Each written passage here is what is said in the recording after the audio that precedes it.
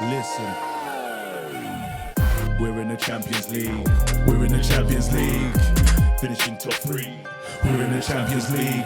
Where's Liverpool? Not there. Where's Chelsea? Not there. Where's Spurs? Not there. Oh my God! What's going on, guys? Welcome to my player rating show after we've lost to Copenhagen 4-3.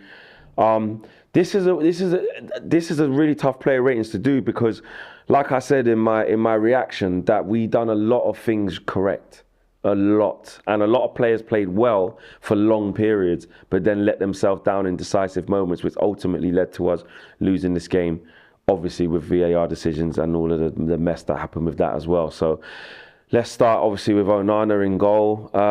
Look, he's conceded 4 goals today. Another criticism is could he have dealt with that ball that Wan-Bissaka gave to him, which was a bad pass. 9 times out of 10 he probably would. That's the first time I've seen him even miscontrol it like that. But it was a bad pass, a hospital pass from Wan-Bissaka. But the goals that were conceded, what could he really have done? He was unsighted for the first one. Second one's a penalty. Third one near post, what could he do? And the left-footed shot from the guy, is it Rooney, whoever it was? Ironically, I don't think he could have done anything about them. I think I'll give him a 5. It's not great, but he's conceded 4 goals, and like I said, that mess with Wan-Bissaka. On to Wan-Bissaka, actually, he was like at most points of the game, he was playing like an 8. Honestly, he was playing like an 8. He was up and down. He helped set up the first goal.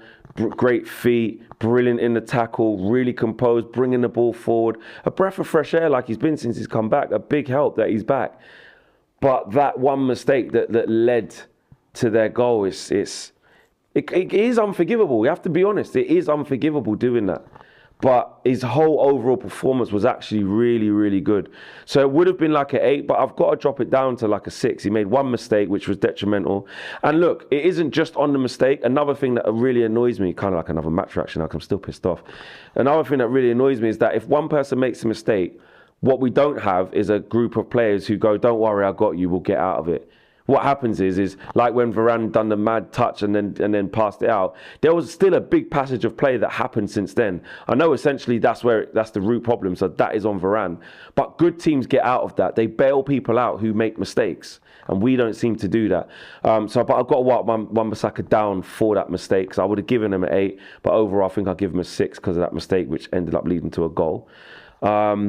Harry Maguire, I think, was solid. Obviously, wins us a penalty. Yes, he conceded a penalty, which was super tough. He ends up winning one, like was just as cruel as the one he conceded. To be fair, I'd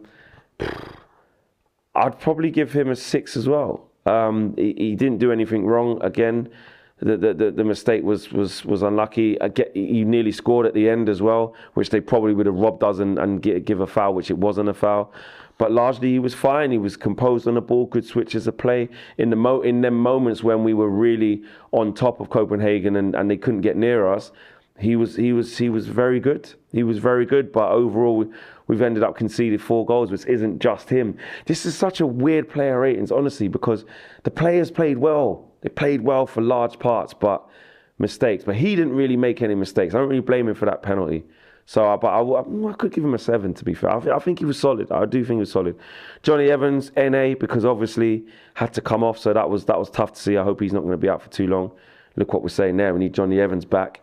Raphael Varane, mate, came on, and I don't know what's going on in his head. This is so unlike him to make rash decisions, rash mistakes. No pressure on him whatsoever. 2. Do you know what I mean? Catastrophic mistake. 2, he didn't have the basis of playing really well before that. Do you know what I mean? He did okay in the first half, keeping the ball nice, winning chested it down a couple of times. Actually, in the first half, he was fine, actually. I'll give him that. He was fine. But to make that mistake in that moment, I've got to give him a 3. I'll give him a 3 because he was okay in the first half. But that mistake there just absolutely killed it. I don't know what he was thinking. Diogo Dalot, again, brilliant for large parts. Probably would have given him like a good 7, again, in our ascendancy. But makes a criminal mistake to let them back in at 3-3. You just cannot make that mistake.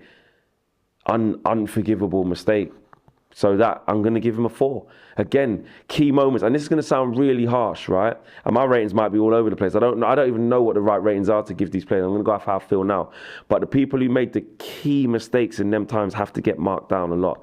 Dallow's one led directly to the goal. Wan-Bissaka's one was a bit different because he gave a bad pass back. Maybe he could get out of it by Onana saving him. Then it's a corner. Then we don't really see the ball until it ends up in the back of the net. So it's a sequence of events. Dallow's one is he looks, sees that the player's there, then just switches off. Then it's a goal. That's on him. That is his fault. Into midfield, Christian Eriksen, I thought was brilliant, doing exactly what you want Christian Eriksen to do. I thought he was passing between the lines.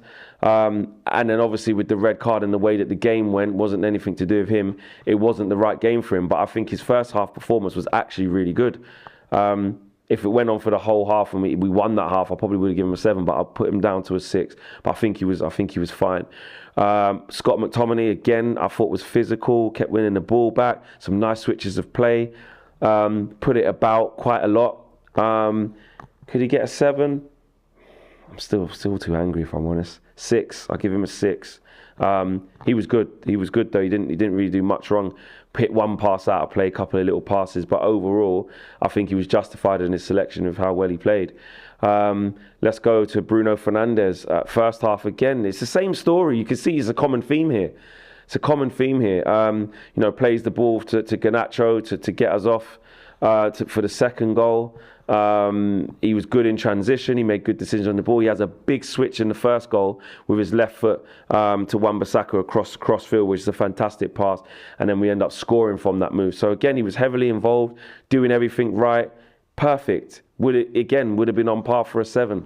Then he does actually score the penalty that gives us the big league, a fantastic penalty with so much pressure on him as well. Talk about the big moments for the big players. And he did his part there. He did his part. I think when we got undone, he wasn't really part of that. You know what? I'm actually going to give Bruno, I'm going to give him a 7. I think he was good. I do. Let me know if you think I'm out of line for doing that. Does Scott deserve to get a 7 if Bruno gets a 7? I don't know. I don't know the best way to do this, but I'm going to go with that. Because I think that the moments that he was in control of, he did really well.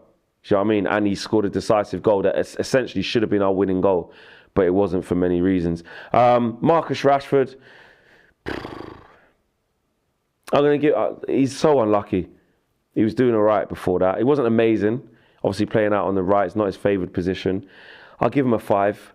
He's so unlucky to get sent off, but he wasn't lighting it up before that, but didn't deserve to come off the pitch. But I can't really give him much more than a 5, to be honest with you. Rasmus Højlund, I think, was excellent. Worked his absolute socks off, gets 2 goals, nearly got a hat-trick. I'll give him a 7 as well. He was working tirelessly, winning the ball, winning flick-ons, winning fouls. It was just a good performance from him, and he looked like more goals were going to come. It really did.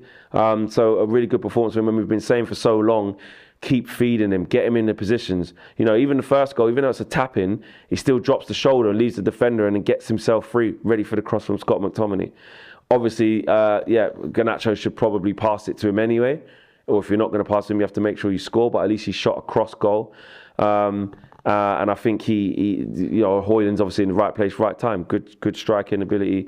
Well done. But we didn't get the result where we wanted, so he's going to be bitterly disappointed. He didn't deserve to be on a losing team. I thought his performance was really good. I'll give him a 7.